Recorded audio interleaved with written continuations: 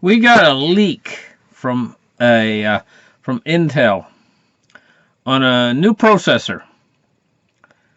Intel has got an 18-core Intel Core i9 7980XE, and the story here says, should AMD be worried? Well, here's the thing. It says, who wants an 18-core 36-thread desktop processor?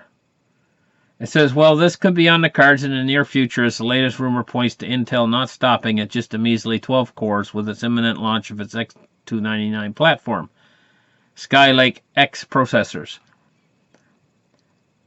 Now, I've used a lot of processors, and I'm going to tell you about these chips. There are guys out there who are going to want something faster than anybody else has got. And so they're going to want 18 cores and 36 threads. They're going to want that, right? And they're going to want to pay whatever it is, $1,500 maybe for the processor. There's another thing they're going to have to consider, that the TDP is 140 watts.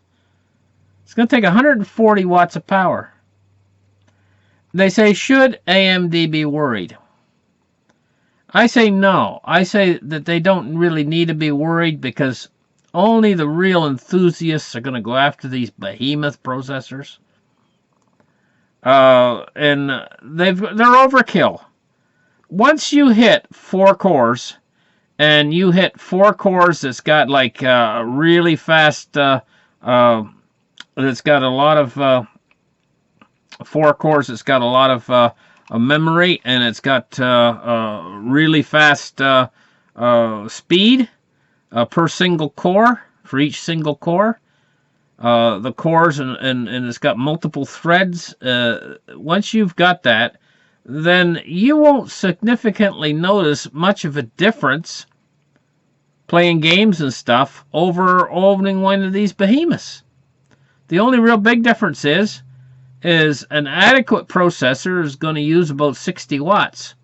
And these behemoths are going to use more than twice that much. So you're going to have a lot of extra heat in your computer. You're going to need a larger power supply. The processor itself is going to cost you a lot more money. And you're not really going to see actually any difference in you actually using the computer. So say you've got an old computer right now, an older one, that's running on a Core i7, right? Say you got a Core i7 right now, and say it's 4 cores on a fairly late model Core i7, and say you go for one of these Core i9 7980XEs, and you start to use it, you're not going to really see any difference in your computing and in your games or anything, because your Core i7 is already handling it. And it's giving you the game performance at maximum settings and everything, and your game looks perfect and everything. So you switch over to this Core i9 7980XE, and you're not going to really see any difference at all. Your game's going to look exactly the same, because it's overkill. You didn't really need it. Now, maybe if you're some sort of a person that's doing some sort of multiple processes simultaneously, some sort of what would you have to be doing? Say you're doing some sort of multiple processing or something on multiple screens simultaneously. Say you had 5 screens running, and each screen you were doing video editing or something like that, and you're processing the video editing or something. Then the Core i9 7980XE might excel somewhat with its 36 threads and 18 cores. You know? It might run Cinebench a little bit faster and stuff, you know, if you're into that sort of thing. The real enthusiast will notice a difference, you know, over the Core i7, the Core i9. But for most guys, the Core i7 is going to adequately run everything that you need. And so this is just overkill, these processors that are going up to this to these extremes. You know what I mean? And so So should they be worried? Should AMD actually be worried about this with their Ryzen processors? Well, their Ryzen processors are more than adequate to handle anything. The i5, the Ryzen 5 series with 6 cores is in 12 threads is more than enough to handle anything that you're going to need. So here we have a Core i9 7800X Skylake X with 6 cores and 12 threads at 3.5 gigahertz. And it's got a cache of 8.25 megabytes. And it runs 120 watts TDP. The Ryzen 5, a 1600, is only 65 watts.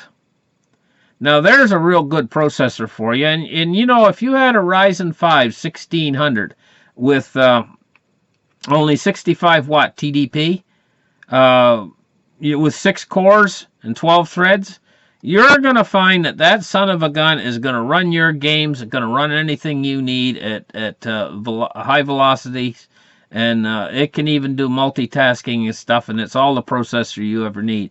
You don't need one of these Core i9 7980XEs or Core i9 7960Xs, you know? And it's going to cost you, what, $1,500, and it's going to take 140 watts TDP. It's going to make your computer hotter and everything. It's overkill. It's overkill.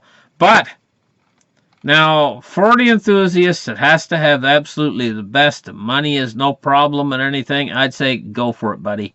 Go ahead and go for it. If you want to spend $3,000 on a computer and you don't care how much power it consumes, I say go for it, buddy. You know, but I don't think they're going to sell as many of these chips as they hope to sell.